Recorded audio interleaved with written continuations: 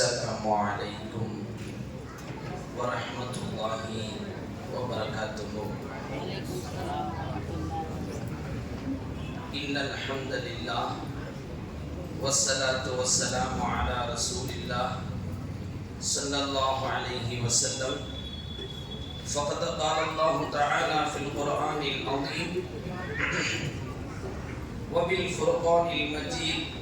فأعوذ بالله من الشيطان الرجيم. بسم الله الرحمن الرحيم. وما أرسلناك إلا رحمة للعالمين. صدق الله العظيم.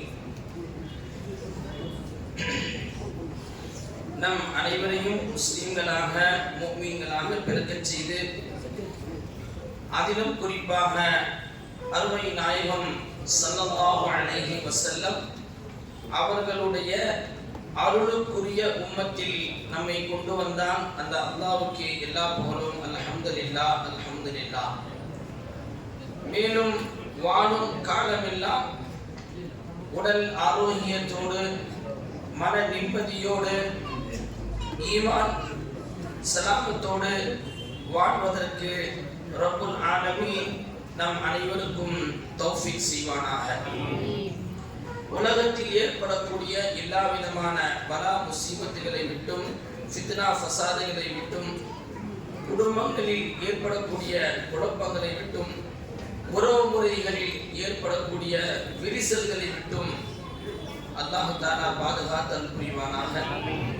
சகோதர முஸ்லிம்களை சந்திக்கின்ற போது நபி அவர்கள் சொன்னாங்க, கியாமத்துடைய அடையாளங்கள் என்று சொல்லுகின்ற போது தெரிந்தவர்களுக்கு சலாம் சொல்லுவார்கள், தெரியாதவர்களுக்கு சலாம் சொல்ல மாட்டாங்க அப்படின்னு சொன்னாங்க. அது மட்டும் இல்லாம தனக்கு ஆகாத ஒரு மனிதர் வந்தால் இந்த பக்கம் திரும்பி போடுவாங்க. இந்த மாதிரி நிலை முஸ்லிம் சமுதாயத்தில் வந்தால் நீங்கள் கியாமத்தை எதிர்ப்பார்கள் என்பதாக ஸல்லல்லாஹு அலைஹி வஸல்லம் சொன்னாங்க. இப்போ கூட நீங்க பாத்தீங்கன்னா நல்லா பாதுகாக்கணும். ரெண்டு பேர் பேசல வச்சுக்கங்களேன், ஒரே மொஹல்லாக்காரங்க தான் ரெண்டு பேரும் பேசல. இப்போ முதல் சப்பு வந்துருச்சு, ரெண்டாவது சப்பு நிக்குது. இப்போ எல்லாமே அல்லாஹ் முன்னாடி நிக்கிறாங்க. தக்பீர் கேட்டா அல்லாஹு அக்பர் தக்பீர் தஹரீமா. துனியால உள்ள எல்லாத்தையும் ரெண்டாவது ஆக்கி அல்லாஹ் மட்டும் முதலாவதாக ஆக்கி முன்னோக்கி நாம தக்பீர் கேட்டு நிற்போம். இப்போ நாம பேசாத நபர் இந்த பக்கம் நிக்கிறார். நாம இப்படி வர வச்சுக்கிறேன், நாம நேரம் இந்த பக்கம் போக மாட்டோம், அந்த பக்கம் போய் நிற்போம் அல்லாஹ்வுடைய தொழுகையில. இதெல்லாம் ஏன் சொல்றேன்னா, சமுதாயத்துக்கு மத்தியில எவ்வளவு மீளாதுகள் பேசப்பட்டாலும் நபியுடைய குணநலன்கள், அவருடைய தன்மைகள், அவருடைய கேரக்டர்கள் பேசப்பட்டாலும் நம்முடைய சமுதாயத்தில் இன்னும் களைய வேண்டிய நிறைய கழிவுகள் இருக்கிறது.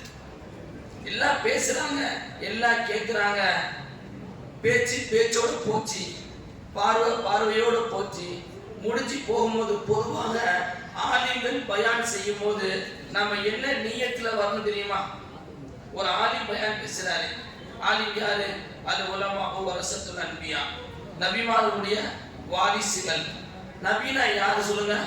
ஐ ஹபருன் அவீமுன், உயர்வான செய்தியை பேசக்கூடியவர், தௌஹீதை பேசக்கூடியவர், ஷரியத்துடைய சட்ட திட்டங்களை பேசக்கூடியவர் தான் ஆலிம்.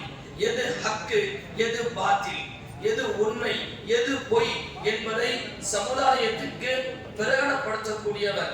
அதே மாதிரி பாங்கு சொல்றாரு பார்த்தீங்களா, அல்லாஹு அக்பர் அல்லாஹு அக்பர். நம்ம சாதாரணமா அப்படி கேட்டு அப்படி போயிடுறோம். அல்லாஹு அக்பர் அல்லாஹு அக்பர் அஷ்ஹது அல்லா இலாஹ இல்லல்லாஹ் எங்க சொல்றாரு பத்தியா? எந்த நாட்டுல ஒரு வார்த்தை சொல்றாரு பத்தியா? அஷ்ஹது, நான் சாட்சி சொல்கிறேன், அல்லா இலாஹ இல்லல்லாஹ், அல்லாஹ்வை தவிர வேற இலாஹ் இல்ல. 1000 இருக்கு, 1000 இருக்கு, இவ்வளோ இருக்குது மத்தியில ஓப்பனா தைரியமா பேசுறார் அஷ்ஹது அல்லா. அதனால தான் அல்லாஹ் தஆலா நாளைக்கு மறுமையில அவருடைய தலையை அல்லாஹ் உயர்த்தி காமிக்கிறான். சுப்ஹானல்லாஹ் சுப்ஹானல்லாஹ். அஷ்ஹது அல்லா இலாஹ இல்லல்லாஹ், அல்லாஹ்வை தவிர வணக்கத்திற்கு தகுதியானவன் யாருமே இல்லை. எந்த விஷயமாக இருந்தாலும், உன்னுடைய தொழிலாக இருந்தாலும், குடும்பங்களுக்கு மத்தியில எல்லா அக்கா தங்கச்சி அண்ணன் எல்லாம் ஒன்னா உட்கார்ந்து சாப்பாடாக்கி சாப்பிடுறீங்க, அல்ஹம்துலில்லாஹ், அல்லாஹ் அதை வரவேற்கிறான்.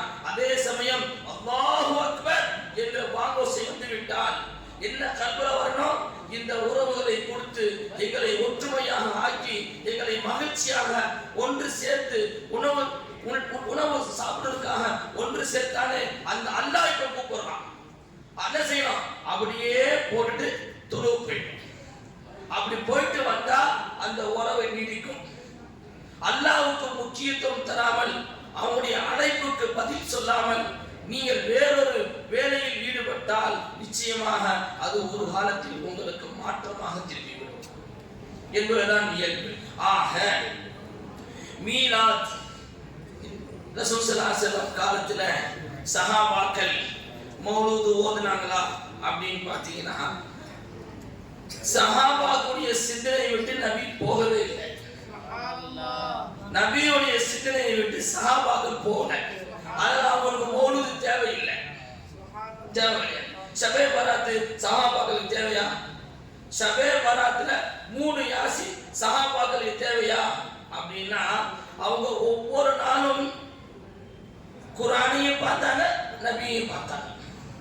அவங்களுக்கு ஷபே பராத் தேவையில்லை. நாம தான் என்ன பண்றோம்? அல்லாஹ் ஒரு பக்கம், ரசூல ஒரு பக்கம், தீன ஒரு பக்கம் ஒதுக்கி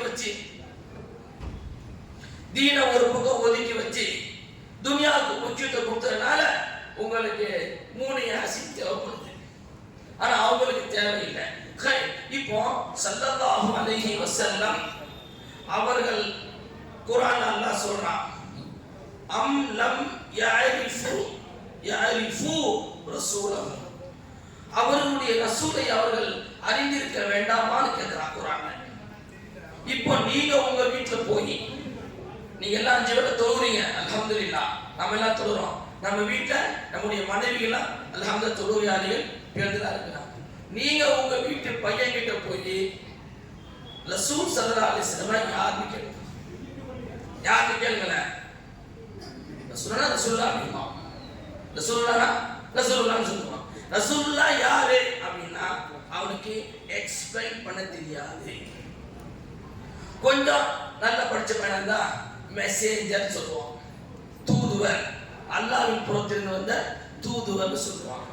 இப்ப தூதுவருக்கு எக்ஸ்பிளைன் பண்றான்னா அவனுக்கு தெரியாது. ஏன்? நமக்கே தெரியாது.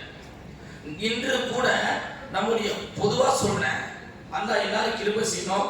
இந்த முகல்லால பெரிய ஹசத் இருக்கிறாங்க, சின்ன ஹசத் இருக்கிறாங்க, நிஸ்வான் மதரசா இருக்கு, பாக்கவி ஹசத் இருக்கிறாங்க, பெரியவங்களா இருக்கிறாங்க. நீங்க ஒவ்வொரு முகலாலையும் போய் பாருங்களேன், ஜனாசால 4 தக்பீர்ல என்ன ஓதுறது நிறைய பேருக்கு தெரியாது. ஒதுவீங்களா?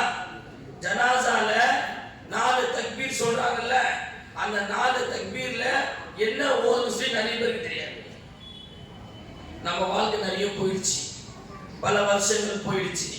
ஜனாசா தொழுகையில ருக்குவும் இல்லை, சஜ்தாவும் இல்லை, அத்தியாயத்தும் இல்லை, வெறும் தக்பீர் மட்டும்தான். அந்த தக்பீர்ல 4 துவா தான். நம்ம நிறைய பேருக்கு தெரியாது. ஆனா எவ்வளோ மீலாதுகள் கொண்டாடுகிறோம், எவ்வளோ மௌலிதுகளாக ஓதுறோம். ஆனா அந்த நபி எதையெல்லாம் இந்த சமுதாயத்தில் வர வேண்டும் என்று ஆசைப்பட்டார்களோ அது இன்னும் வந்து சேரல. இதுதான் உண்மை. அதனால நபியை நீங்கள் அறிந்து கொள்ளுங்கள்.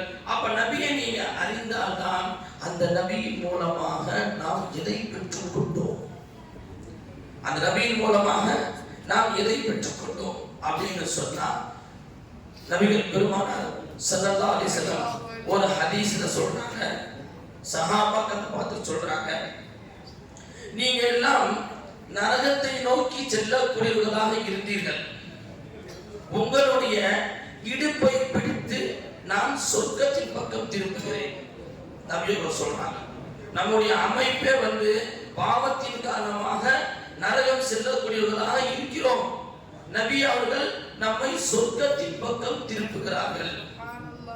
எப்படி சொர்க்கத்துக்கு திருப்புறாங்க? உதாரணத்துக்கு பாருங்க. ஒரு தடவை நபி ஸல்லல்லாஹு அலைஹி வஸல்லம் சல்மான் ஃபார்சி ரலியல்லாஹு தஆலா ரொம்ப அதிகமான வயசு. நாமெல்லாம் நபியை தேடல, இந்த தீனை தேடல. அல்லாஹ் அவனுடைய கிருபையினால் நமக்கு இந்த இஸ்லாத்தை கொடுத்தான். முஸ்லிமான தாய் தகவல் நல்ல பிறக்க வச்சான்.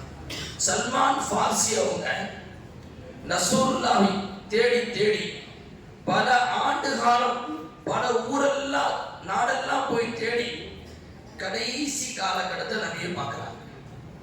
பார்த்து நபியோடைய கரம் பிடித்து முஸ்லீம் ஆயிட்டாங்க. சில காலங்கள் நகருது. திடீர்னு ஒரு நாள் நபி ஸல்லல்லாஹு அலைஹி வஸல்லம் சல்மான் ஃபார்சியை பார்த்து ரலியல்லாஹு தஆலா, யா சல்மான், நீ என் மீது கோபப்படாதே அப்படிங்கிறார். நல்லா கவனிச்சீங்க. சட்ட நுணுக்கம். ஒரு வீட்டுல ஒரு முஸ்லிமான தாய் தகப்பனுக்கு பிறந்த ஒரு பையன் அல்லது பொண்ணு யாரா வச்சீங்க, வாப்பாவும் மாவை திட்டுறான். பெரும்பாலும் வாப்பாவும் மாவை எப்போ திட்டுவோம் தெரியுமா? படிக்கும் போது திட்ட மாட்டான், எதுவும் செய்ய மாட்டான். சொத்து பிரிக்கும் போது திட்டுவான். சொத்து பிரிக்கும் போது தான் சண்டை வரும். அது ஒரு பக்கம் வைங்க. இப்போ ஒரு பையன் வாப்பாவும் மாவை திட்டுறான் அப்படின்னா அது பெரும் பாவம். வாப்பாவும் மாவை திட்டுறது பெரிய பாவம். அதன் காரணமாக அவன் முஸ்லிம் இல்லை என்று ஆக மாட்டான். ஆனால் பாவம் உலகத்திலேயே அல்லாஹ் தஆலா எல்லா பாவத்திற்கும் தண்டனையை கபர்ல மறுமையில தருவான். ஆனால் தாய் தகப்பனுக்கு செய்த பாவத்திற்கு தண்டனை அல்லாஹ் துனியாவிலே கொடுத்து விடுவான். அல்லாஹ் பாதுகாப்பானாக. அதனால உலகத்துல ஒரு மனிதன் தாய் தகப்பனை திட்டினா அவன் பாவியா இருப்பான். அல்லாஹ்வுடைய பார்வையில சாபத்துக்கு ஆளாகுவான். ஆனால் அவன் காஃபிராக ஆக மாட்டான். எந்த ஒரு முஸ்லிம் நபியை திட்டுகின்றான், நபியை திட்டுறான் அப்படின்னு சொன்னா அந்த வினாடியே அவன் காஃபிராக ஆகிவிடுவான். எனக்கு நபி மேல ரொம்ப கோபம் வந்துடுச்சு அப்படின்னு சொன்னா அவன் காஃபிரா போயிடுவான்.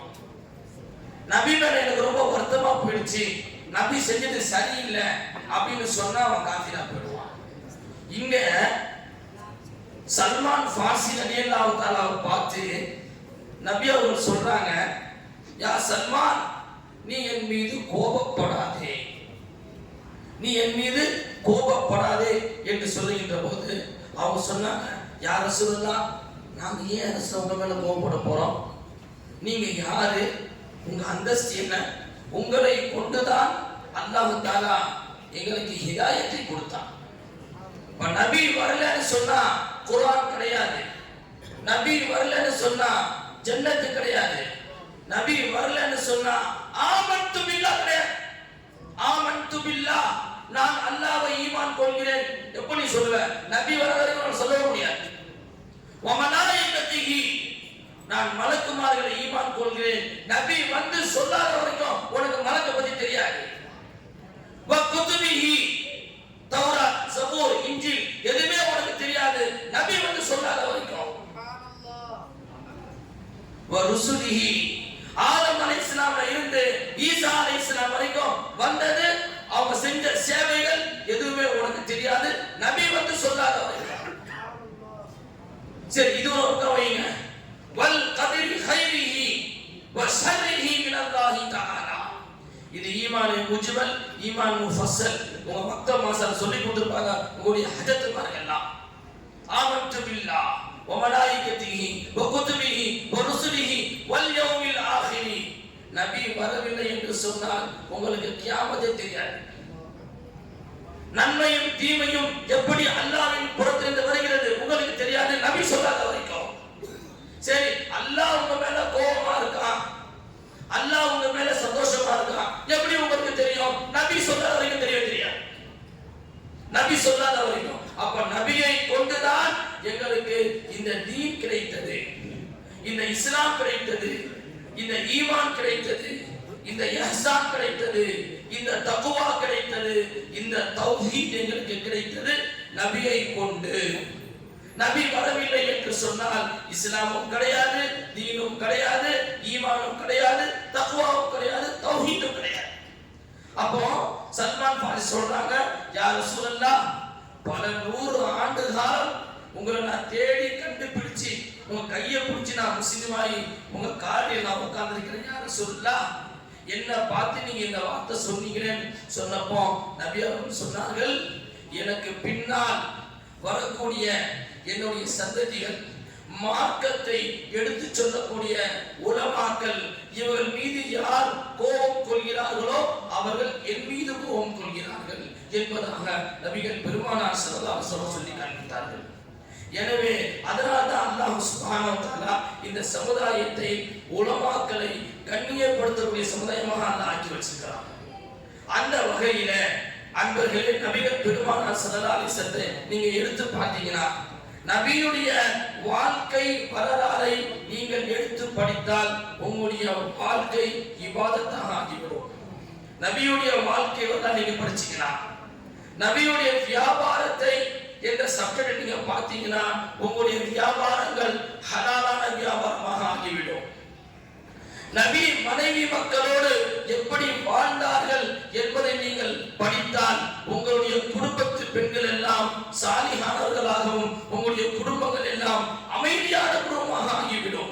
குழப்பங்கள் இல்லாத, சண்டை சச்சரவுகள் இல்லாத குடும்பமாக ஆகிவிடும். நபி பிள்ளைகளை எப்படி கொஞ்சினார்கள், நபி பிள்ளைகளை எப்படி வளர்த்தார்கள் என்பதை நீங்கள் படித்தால் உங்களுடைய பிள்ளைகள் எல்லாம் சாலிஹான பிள்ளைகளாக ஆகிவிடுவார்கள்.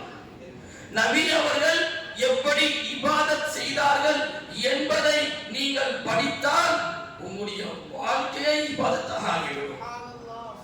இதெல்லாம் நபியுடைய வரலாறு நீங்க படிச்சீங்கன்னா உங்க வாழ்க்கையே மாறிடும். நல்ல யோசிச்சு பாருங்க. நபிகள் பெருமானார் ஸல்லல்லாஹு அலைஹி வஸல்லம் அவங்களை பற்றி அல்லாஹ் சொல்லும்போது எனக்கு முன்னால பேசிய ஹஜ்ரத் சொன்னாங்க, நபியுடைய வாழ்க்கையை யாரெல்லாம் ஆராய்ச்சி செய்தார்களோ அவங்களுக்கு வரலாறு வந்துச்சு. புகாரி இமாம் நபியுடைய ஹதீஸை பதிவு செய்தார்கள். நபியுடைய ஹதீஸை பதிவு செய்றாங்க. எப்படி பதிவு செய்றாங்க? இன்னைக்கு எடுத்தவங்க கேட்கிறாங்க, புகாரில இருக்கா, முஸ்லிம்ல இருக்கா அப்படின்னு அந்த ஹதீஸுடைய தரத்தை பார்க்கிறார்கள். அதே மாதிரி மக்களுக்கு மத்தியில ஒரு ஆள் ஒரு செய்தி சொல்லும் பொழுது சொன்ன நபர் யாரு இந்த யோசனை அவர் பேச்சு நம்பாத, சொன்னாங்க அவசரம் நம்புப்பா, அவர் நல்ல மனுஷன், போய் பேச மாட்டார் அப்படின்னு ஒரு அங்கீகாரம் இருக்காரு சமுதாயத்துல. அந்த மாதிரி புகாரி இமாம் கஸாலி ரஹ்மத்துல்லாஹி அலைஹி 63 ஹஜ் செஞ்சவங்க, அல்லாஹ்வுடைய பொருத்தத்தை பெற்றவர்கள், யஹ்யா உலூமுத்தீன் என்ற கிதாபை எழுதியவர்கள், இல்முக்கு ஹயாத்தை கொடுத்தவர்கள். அப்படிப்பட்ட மகா மாத்தல் கஸாலி இமாம் இறந்து போகின்ற போது அலா சதரில் புகாரி இமாம் புகாரியுடைய கிதாப் நெஞ்சு மேல இருந்துச்சான். புகாரியுடைய கிதாப் நெஞ்சு மேல இருந்துச்சான். நபியோட ஹதீஸை படிச்சுட்டு இருக்கும்போது அப்படி இறந்து போயிட்டான். அப்படிப்பட்ட புகாரி கிதாப் ஏன் இவ்வளவு பெரிய தரத்தில் வந்தது? மக்களால் ஏன் அங்கீகாரம் கொடுக்கப்படுகிறது? ஒரு செய்தி சொல்லும் போது இது புகாரில இருக்கா அப்படின்னு சாதாரண ஆளா கேட்கிறான். ஏன் அந்த கிதாபு அப்படி ஒரு தரம் வந்தது என்று சொன்னால், புகாரி இமாம் தன்னுடைய வாழ்க்கையில நபியுடைய ஹதீஸை தேர்வு செய்து இந்த உம்மத்திற்கு கொடுப்பதற்காக அவங்க தியாகம் செஞ்சாங்க. 6 மாசம் உழைப்பார்கள், சம்பாதிப்பாங்க. 6 மாசம் ஹதீஸுடைய கலைகளை திரட்டுவதற்காக நாடு விட்டு ஊர் விட்டு போவாங்க. அவங்களுடைய ஒரு நாள் உணவு தெரியுமா? ஒரு நாள் உணவு 7 பாதாம் பருப்பு, வெறும் 7 பாதாம் பருப்பு தான் அவங்களுடைய ஒரு நாள் உணவு. இதை மட்டும் சாப்பிட்டு எல்லா ஊருக்கும் போய் ஹதீஸை திரட்டி கொண்டு வந்தாங்க. அப்படி திரட்டி கொண்டு வரும்போது ஒரு நாள் ஒரு கடல் கடந்து ஒரு இடத்துல ஒரு நபர் இருக்காரு. அவர்கிட்ட சில ஹதீஸுகள்லாம் இருக்கு என்பதை தெரிந்து கொண்டு அந்த ஹதீஸை வாங்குவதற்காக கப்பல்ல பிரயாணம் செய்யலாம். யாரு? புகாரி இமாம். நபியுடைய ஹதீஸ் பாருங்க. இன்னைக்கு நீங்க மஸ்ஜிதுக்கு வந்தவன இமாம் சாப்பிட்டு ஈடிக்காக சுகுல நிறைய ஹதீஸ் சொல்றாங்க, மக்தப் வாசல் நிறைய ஹதீஸ் சொல்றாங்க. நீங்க லேசா வந்து போறீங்க. இந்த ஹதீஸ் எல்லாம் நம்ம கிதாப் வடிவில வரதுக்கு புகாரி இமாம் நாடு விட்டு நாடு போய் வந்து கொடுத்தாங்க இந்த கிதாப் எல்லாம். அப்படி கப்பல்ல போகும்போது ரயில்ல ஃப்ரெண்டு, பஸ்ல ஃப்ரெண்டு வருவாங்கல்ல, அந்த மாதிரி கப்பல்ல ஒரு ஃப்ரெண்டு. பேசிக்கிட்டே போறாங்க.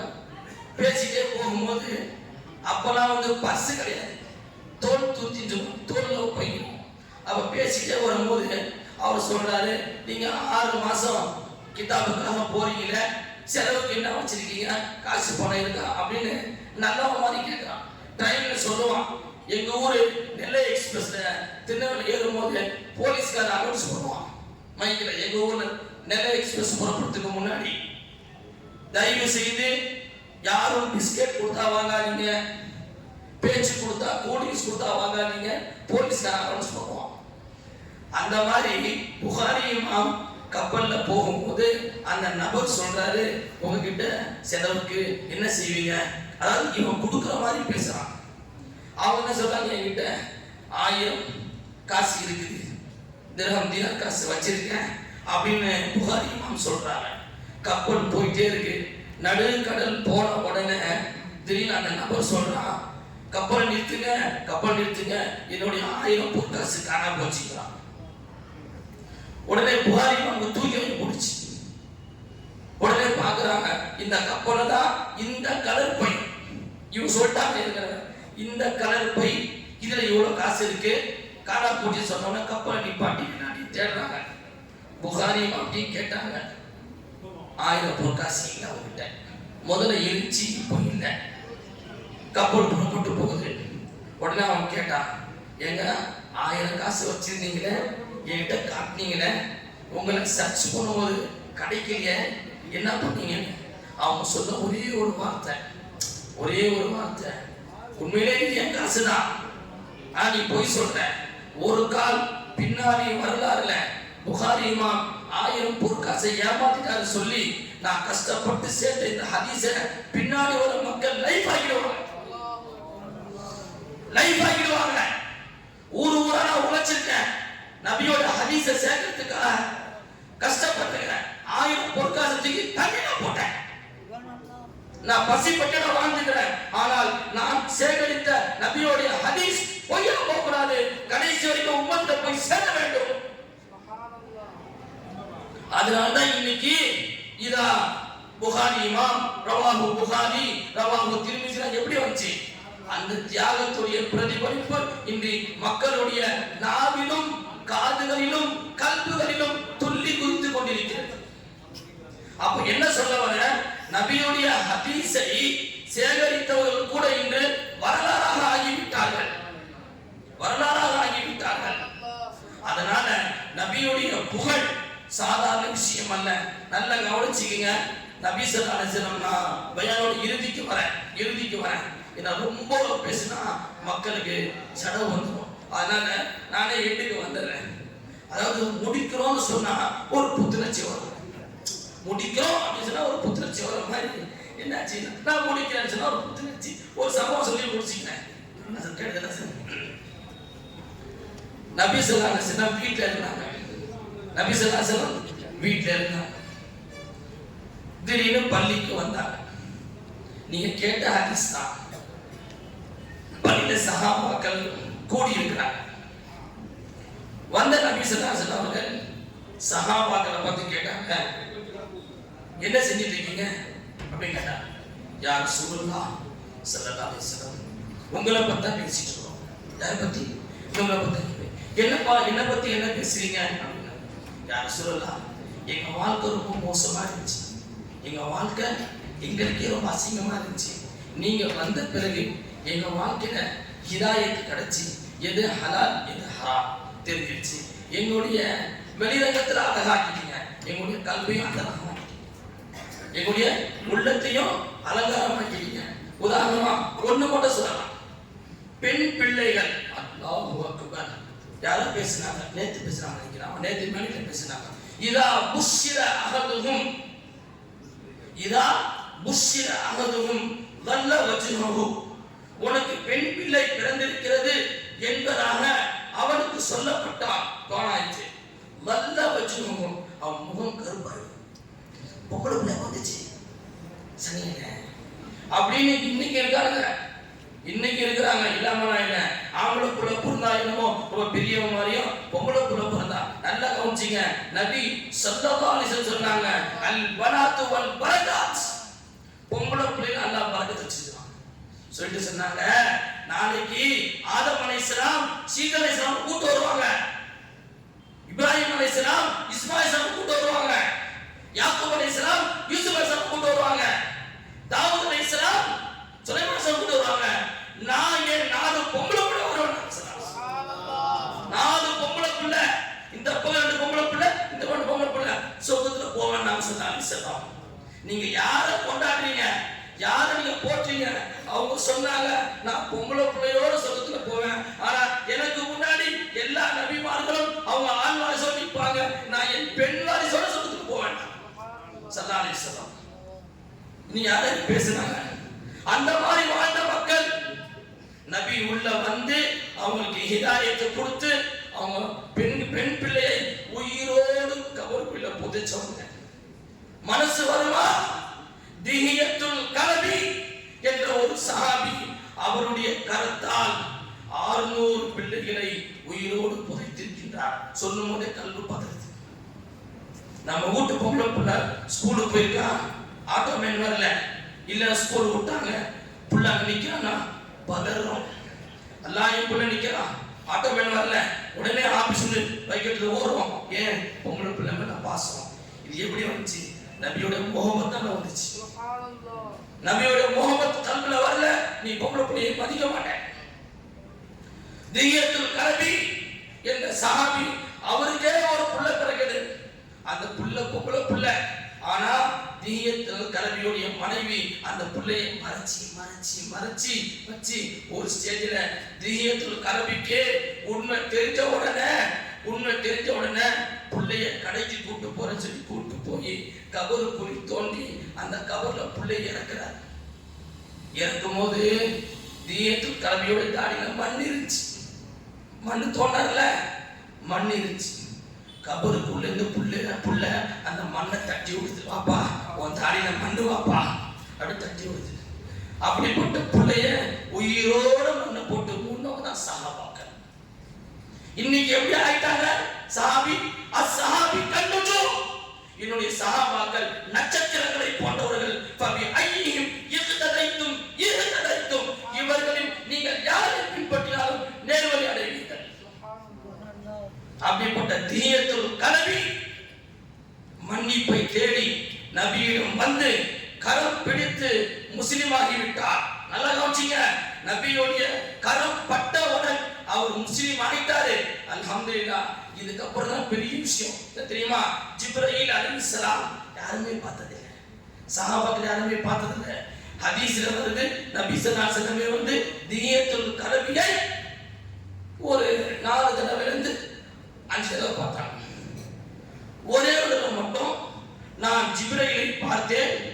மஸ்ரிகிலிருந்து மக்ரிப் வரைக்கும் நிக்கிறாங்க, அவ்வளவு பெருசா நிக்கிறாங்க ஜிப்ரீல் அலைஹிஸ்ஸலாம். ஒரு தடவை பார்த்தேன். பாக்கி நேரம் எல்லாம் ஜிப்ரீல் அலைஹிஸ்ஸலாம் வஹி கொண்டு வரும்போது திஹியத்துல் கலபியோட சூரத்துல வருவாங்க. ஜிப்ரீல் அலைஹிஸ்ஸலாம் சூரத்துல வருவாங்க, வந்து வஹி கொடுப்பாங்க. நபி வஹியை வாங்கிப்பாங்க. சஹாபாக்களை பார்த்து கேட்பாங்க, வந்தது யார் தெரியுமான்னு கேட்பாங்க. திஹியத்துல் கலபி வந்தாரு, இல்ல ஜிப்ரீல் வந்தார். எப்ப அவரு நபி கரம் பிடித்து கண்ணீர் விட்டு அழுதாரோ அவர் சூரத்தில் பேசுறாங்க. இதெல்லாம் நபியுடைய பரக்கத்தினால் கிடைத்தது, நபியுடைய அருளினால் கிடைத்தது. அப்படிப்பட்ட உம்மத்துல நாம் வந்திருக்கோம். நபியுடைய உம்மத்துல சிறப்பு நிறைய பேசலாம்.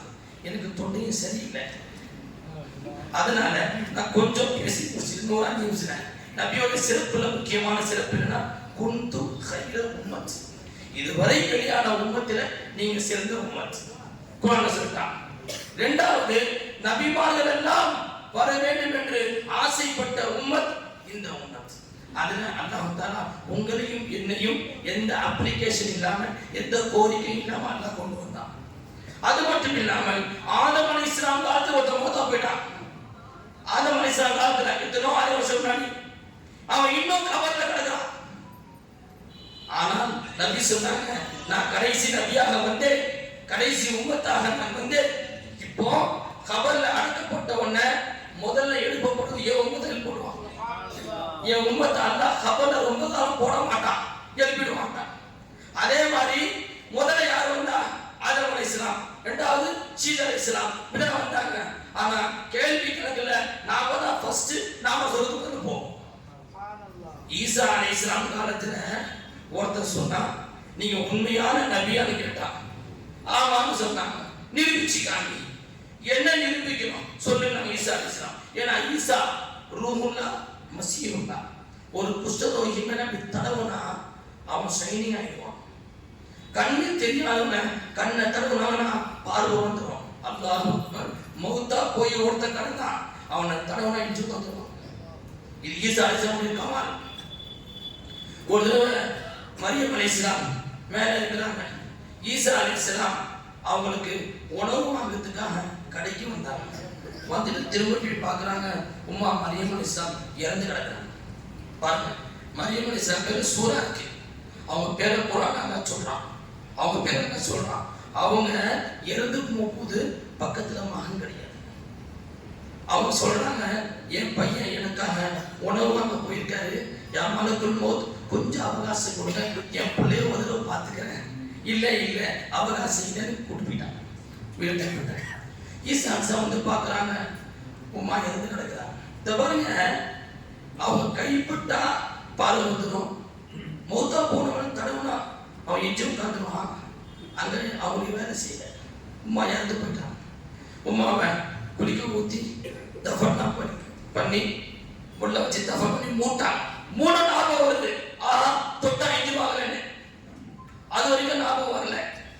உடனே கபரை பத்தி கேட்கிறாங்க, மா இப்போ நீ சொல்லுமா நான் மேல பசங்களும் கை வச்சு தடவை நீ வந்துருவல அப்படின்னு சொல்லும் போது புள்ளேட்டு உமா சொல்றாங்க. என்ன சொல்றாங்க? பாப்பா நீ கை தொட்டா இந்த ரூஹு வந்துடும், பரவாயில்ல. ஆனா ரூஹு வாங்கும் போது ஒரு வேதனை வந்துச்சுப்பா, அதை திரும்ப நான் அனுபவிக்க தயாரா இல்லை. அதை திரும்ப அனுபவிக்க நான் தயாரா இல்லை. நான் துனியால வந்து உன்னை பார்க்கணும், சாப்பிடணும் ஆசை கிடையவே கிடையாது. அப்படி நான் வந்தா திரும்ப ஒரு நாள் மலக்குள் மௌத் வருவாரு, என் உயிரை அணுவணுவா எடுப்பாரு. என்னால முடியாதுப்பா, நான் உள்ளே கத்துக்கிட்டேன். அல்லாஹ் அக்பர். இதுதாங்க இஸ்லாம், இதுதான் ஈமான் நமக்கு தரக்கூடிய மிகப்பெரிய ஒரு சொத்து. அதனால நம்மளை என்ன பண்ண அப்போ சஹாபாக்கள் நபியை பத்தி பேசிட்டு இருக்கிறாங்க. இப்ப நபி கேட்டாங்க, என்னை பத்தியா பேசுறீங்க? ஆமா, உங்களை பத்தி தான் பேசணும். நீங்க வந்ததுனால எங்களுக்கு ஹிதாயத்து கிடைச்சது. நாங்க ஹலால் ஹராம் வாழ்க்கைலாம் வாழ்றோம். நீங்க வரப்போய் தான் எங்களுக்கு ஜன்னத் நசீபாச்சு. அந்த ஜன்னத்துல அல்லாஹ்வுடைய ரூஹியத் நசீபாச்சு. எல்லாம் ஆச்சு. உடனே அவங்க சொன்னாங்க, நீங்க என்ன பத்தி பேசுறீங்க?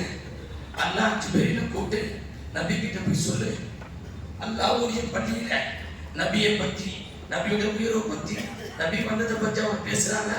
இந்த சபையை நான் கபூல் செய்து கொண்டு, இந்த சபையை நான் கபூல் செஞ்சுக்கிட்டேன், இந்த சபையை உங்க பார்த்து நான் மன்னிச்சுட்டேன், இந்த சபையை நான் பொருந்திக்கிட்டேன் என்பதை நீங்க போய் நபி கிட்ட சொல்லுங்க. அவங்க வந்து என்கிட்ட சொன்னாங்க, அதை கூட சொல்ல வந்தேன்னு சொன்னாங்க. அந்த மாதிரி அன்னைக்கு நபி ஹயாத்துல அந்த சபையை பார்த்து சொன்னாங்க. இன்னைக்கு இந்த சபையை நபி பார்க்கறாங்க, சபை பார்க்கறாங்க, ஜிப்ரீலும் பார்க்கறாங்க, அல்லாஹ்வும் பார்க்கறான். நம்ம எல்லாருக்குமே துஆ செய்யறாங்க. நம்முடைய நல்வாழ்வுக்காக, துனியாவுடைய வாழ்வுக்காக அவங்க பசாத் சொல்றாங்க. நான் பயணம் முடிக்கிறேன். நஜாஷி இமாம் தெரியுமா? நஜாஷி நபி காலத்துல வாழ்ந்தவர். நபியை பார்க்கிறேன். நபி இமாம் நீங்க எல்லாரும் பார்த்துட்டீங்க, உலமாக்கள் பயணம் சொல்லியிருப்பாங்க. நான் ரொம்ப எக்ஸ்பிளைன் பண்ண டைம் இல்லை. நபி நஜாஷிங்கிறவர் ஒரு கிறிஸ்துவ மன்னர். நபி மேலே முகப்பத் வந்துருச்சு, நபி மேல ஈமான் கொண்டு விட்டார். நபியை பார்க்க வரலான்னு போது வரவழியில இறந்து போயிட்டார். இந்த செய்தி நபிக்கு வந்தவுடன் நபி நஜாஷியை பார்க்கல, நஜாஷி நபியை பார்க்கல, நபி மேல முகப்பத் வந்துருச்சு, நபி ஈமான் கொண்டார். ஆனா நபி அவரை பார்க்கல, அவர் நபியை பார்க்கல, வரவழில இறந்துட்டார். அவர் தஃபன் பண்ணிட்டாங்க. இந்த செய்தி கிடைச்ச உடனே நபி ஸல்லல்லாஹு அலைஹி வஸல்லம் அவருக்காக காயிப் ஜனாஸா தொழுதாங்க. காயிப் ஜனாஸா அவர்கள் தொழுதார்கள். நஜாஷி நபியை பார்க்கல, நபி நஜாசியை பார்க்கல, ஈமான் கொண்டு பார்க்கல. ஆனா நாம நபி ஈமான் கொண்டிருக்கிறோம். நபியுடைய பாரம்பரியத்தில் நாங்க வரோம். நபியுடைய பாரம்பரியத்தில் வரோம். அந்த நபி மேல முகமது வச்சிருக்கோம். நஜாசிக்காக நாய்வு தொழுதாங்க, நமக்காக நபி அடுத்துவா கேட்டிருக்கிறாங்க. நம்முடைய ஹிதாயத்துக்காக, நம்முடைய ஷஃபாத்துக்காக, நம்முடைய கபருடைய வாழ்க்கை நல்லா இருக்கிறதுக்காக இங்க நீ உட்கார ஒவ்வொரு மஜ்லிஸும் உங்களுடைய துனியாவுக்கும் உங்களுடைய கபருக்கும் நாளை மஹ்ஷருக்கும் நாளை சொர்க்கத்துக்கும் ஏற்றமான மஜ்லிஸாக இந்த மஜ்லிஸ் இருக்கிறது. எனவே அல்லாஹ் சுப்ஹானஹு வ தஆலா இங்க வந்திருக்கக்கூடிய உங்கள் அனைவரையும் அல்லாஹ் கபூல் செய்து கொள்வார். நபியுடைய உண்மை காதலர்களாக, நபியுடைய காதலை மட்டும் மையமாக வைத்து வாழக்கூடியவர்களாக, ஹலால் ஹராம் பேணக்கூடியவர்களாக, ஷரியத்தை மதிக்கக்கூடியவர்களாக ஆக்கியல் புரிவானாக. இது போன்ற சிறந்த மஜ்லிஸ்களுக்கு என் போன்ற ஆலிம்களுக்கு வாய்ப்பு தரக்கூடிய மதிப்பிற்குரிய பள்ளிவாசலுடைய தலைவர் தங்கள் அசத் அவர்களுக்கும், இமாம் அவர்களுக்கும், துணை இமாம் அசத் இப்ராஹிம் அசத் அவர்களுக்கும் மற்றும் நிர்வாகத்தார்கள் அனைவருக்கும், எங்களை கண்ணியப்படுத்திய மோலாவாசிகள் அனைவருக்கும் அல்லாஹ் தஆலா ஆஃபியத்தையும் சலாமத்தையும் சரீர சுகத்தையும் நீடித்த ஆயுளையும் நோயில்லாத வாழ்வையும் வறுமை கஷ்டம் இல்லாத வாழ்வையும் அல்லாஹ் தஆலா குடும்பத்தோடு மகிழ்ச்சியோடு வாழ்வதற்கு தௌஃபீக் செய்வானாக. திடீர் மரணங்களை விட்டு அல்லாஹ் பாதுகாப்பானாக. அல்ஹம்துலில்லாஹி ரப்பில் ஆலமீன். அஸ்ஸலாமு அலைக்கும் வ ரஹ்மத்துல்லாஹி வ பரகாத்துஹு.